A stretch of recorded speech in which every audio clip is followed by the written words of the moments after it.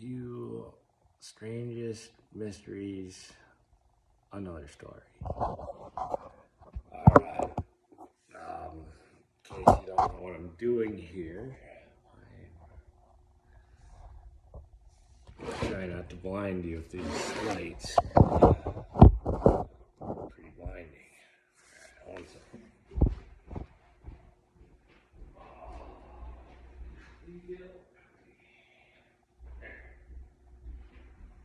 Not so blinding anymore. Alright, it's like, if you didn't hear the song, or if you were song a verse, this book I got from a auto shop. And it also had a bunch of other stuff in it. So that in itself is pretty strange.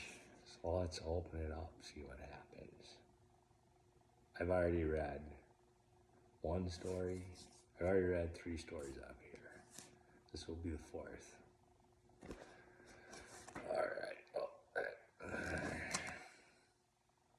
right. Okay. I've actually read this one already. So, I Was Napoleon's General is the title of this. On his deathbed in Florence, South Carolina in 1846, an obscure but popular French teacher weakly declared, "I am Francis Marshal Ney." The final words of a frail old man might have been taken as the product of a wandering mind, except for some remarkable evidence that he was perhaps telling the truth. Marshal Michael Ney was one of Napoleon Bonaparte's most able generals, but after his army was defeated at Waterloo, Napoleon was exiled to St. Helena, and Ney, less lucky than his leader, was sentenced to death by firing squad.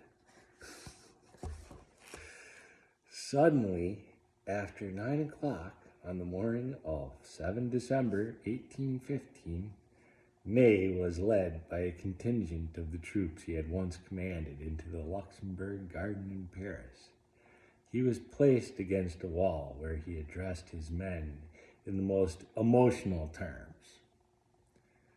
A British diplomat witnessed the execution. He said that Ney shouted to the firing squad, "Comrades, when I place my hand upon my breast, fire at my heart." The soldiers leveled their rifles. Ney put his hand to his chest. A volley rang out, and Ney fell, his coat stained with blood. According to the Observer, the body was then whisked away with suspicious haste. It lay in a hospital overnight and was buried in the cemetery of Père Lachaise early the following day. Madame Ney did not attend the funeral. Only one distant relative was there to see the famous general laid to rest.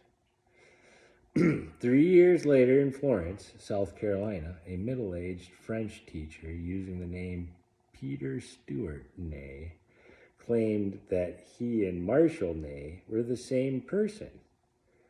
He said he had been saved from execution by a plot hatched by his old soldiers, with the aid of his former enemy, the Duke of Wellington,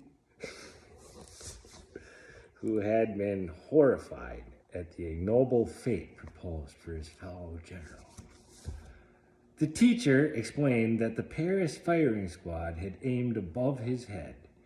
He said that he had held in his hand a container of blood, which he had released when he struck his chest. He had then been smuggled by ship to America. No one believed Ney until a doctor examined him and agreed that scars on his body conformed to Marshal Ney's battle scars. The teacher also claimed that during passage to America he had been recognized by a fellow passenger, a soldier who had once been in his command.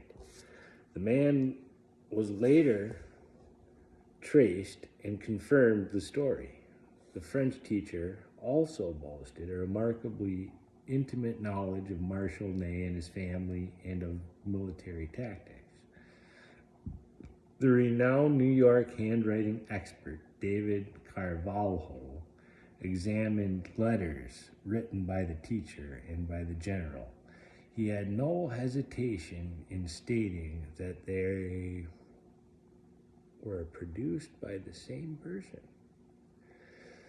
6 years after the Paris execution, one of Ney's pupils brought him a newspaper reporting the death of Napoleon on St. Helena.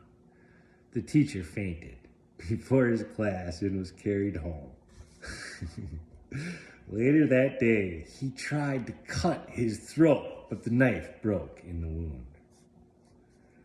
Peter Ney, or Marshal Michael Ney, if that is indeed who he was, died peacefully in 1846, maintaining to the last the strange story that no one has ever been able to prove or disprove. Well, thank you for listening to this strange story.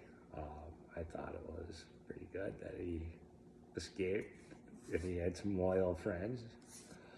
So, looks like they weren't as possibly horrible all the time as they seemed to be back then. Anyways, have a good night.